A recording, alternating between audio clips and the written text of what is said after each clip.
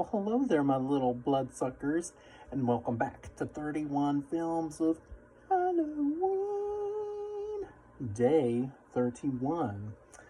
I started to record this video, and someone was demanding attention, and I couldn't resist.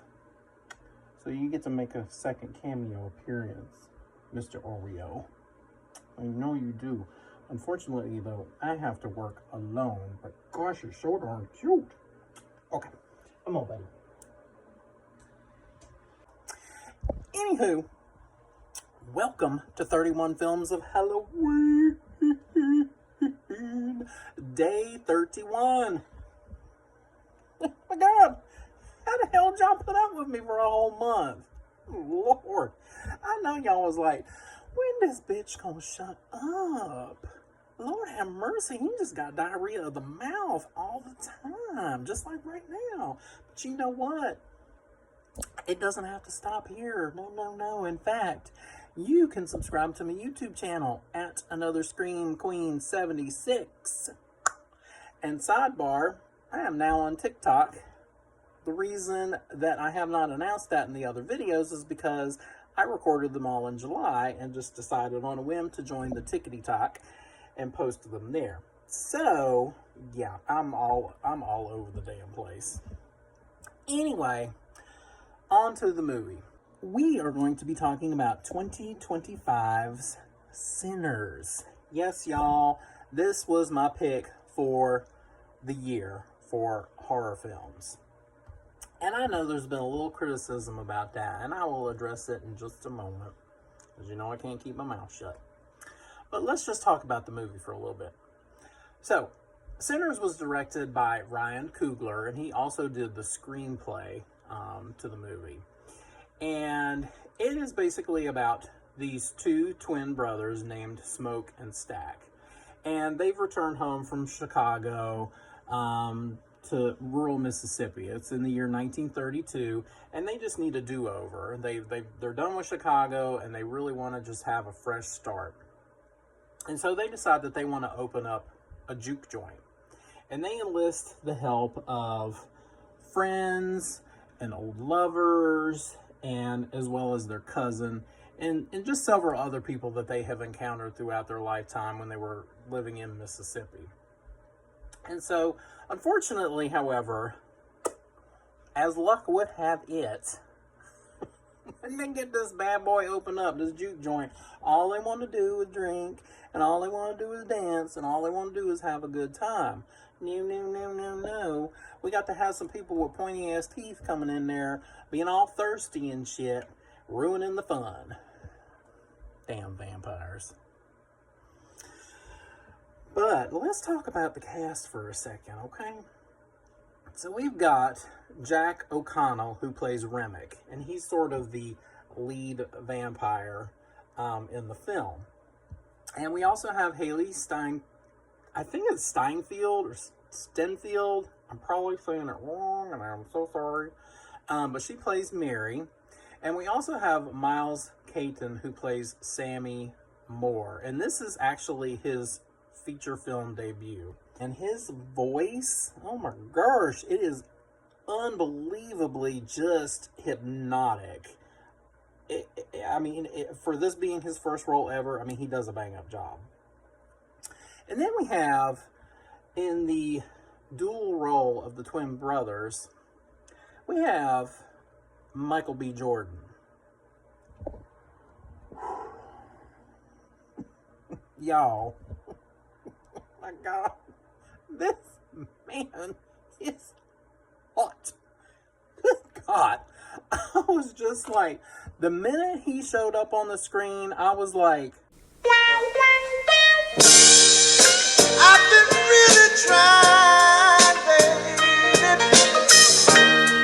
trying to hold back this feeling for so long. And if you feel like I feel, baby, then come on. Oh, come on. Woo. Let's get it on. Let's get it on. Let's love. let's get it on. Sugar, let's get it on.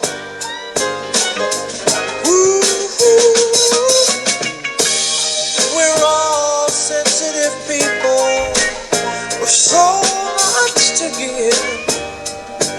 Understand. I am okay. I am okay. Whew. I'd have been better if Michael B. Jordan had been there to catch me when I fell, because, Lord, I could fall for him real easy. He was gorgeous. Can he just get an Oscar for being gorgeous? I mean, come on. Anyway, well, let me get back to what I'm talking about. Anywho, yes, we have Mr. Michael B. Jordan playing these twins. And let me say, this movie is one part historical drama, because it's set in 1932. It's one part horror film, because it's got vampires in it.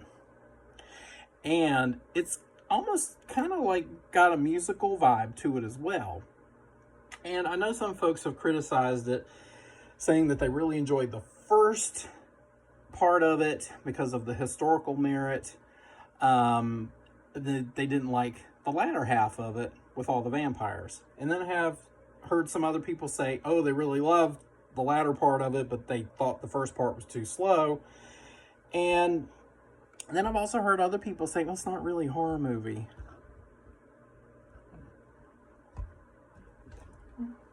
What?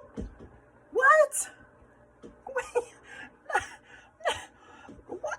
No, there's vampires in there. There is a blood bath towards the end of this picture. There are crispy vampires in the end of this movie. I mean, not to give it away, but we all know how vampire movies end. Everybody gonna get crispy in the sunlight. Shoot, extra crispy with a biscuit. But yeah, I don't understand that logic. But you know what? To each their own.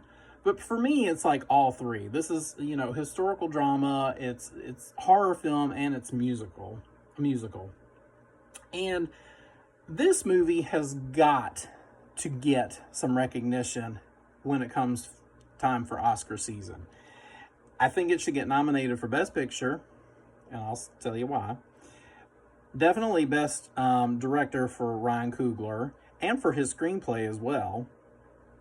Michael B. Jordan for Best Actor, and I ain't saying that just because I got the hots for him, okay? And also for the cinematography and the score. The acting in this movie is great all across the board, but it's Michael B. Jordan's picture, and he holds it together. But I will say, Miles Catton, just for being his introduction, like his very first role, I kind of feel like that, maybe a supporting actor nomination could be in the future for him, because he was just mesmerizing to watch. The cinematography in this film is impeccable. I mean, I saw it in the theater the very first time when it came out, and I'm so glad I did, because even though watching it at home on my television, I still was just immersed in how gorgeous this film was, and some of the long shots and the tracking shots, and how, the vampires were lit, and all the shadows that would just play across their forms. But I mean, seeing it on a big screen was just a whole other experience in itself. I mean, this movie just embraced you with its artistry, really. So I'm glad I had the opportunity to see it on the big screen. And then the music. The reason why I think this movie should get nominated for Best Picture, there's one scene particularly that I feel like should garner this. And if you've seen it, you probably already know which one I'm referring to, because I couldn't shut up about it. Imagine that, me running off at the mouth. No. But it's the scene in the beginning of the movie, well, not in the beginning, but kind of in the middle, where Miles Catton's character Sammy is playing his guitar. He's playing a blues song, and he starts singing. God, his voice is just awesome. But the way Ryan Coogler directs it, he immerses all these other types of music through black culture. You've got like blues and reggae and break dancing and hip hop and just all just kind of different branches of music through black history. And the way he films it is just, the camera just keeps panning in like this circle, and all of a sudden you see some new moment in history for music come into play. And I feel like in the wrong hands it could have gone horribly wrong, but it was just not to sound melodramatic, but for me it just felt poetic the way he did the whole scene. And I feel like that scene alone should just like get it in there for an Oscar nomination. Listen up, Academy voters, I'm talking to you. And then there's another musical scene in it with Remick, played by Jack O'Connell, and it's with all of the vampires, and it's kind of like this, I'm not sure what the name of the song is, but it's some kind of an Irish jig, and it's of course outside at night in the moonlight, and they're dancing and just moving around in this circle, and then their eyes are like these two pinpoints of light in the midst of this darkness of their faces. It's like the two lit ends of a cigarette. It's just creepy as shit. I was just like, oh my god, this is so well done. So yeah, I freaking love this movie. It's definitely my #1 pick for the year. I mean, obviously, it's gonna be 5 Pumpkins. Even though I didn't get to see Michael B. Jordan's Pumpkins. That'll be next time. Anyway, 5 Pumpkins.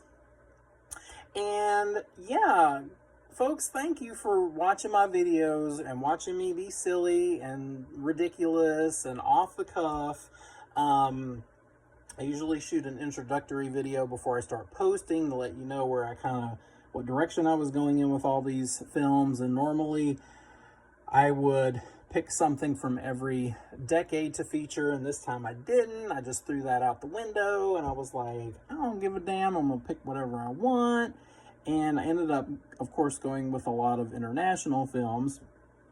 And I just really want, as I said last year, for people to maybe discover a hidden gem or rediscover a film that they haven't seen in a long time. But mostly I just wanted to make everybody laugh, because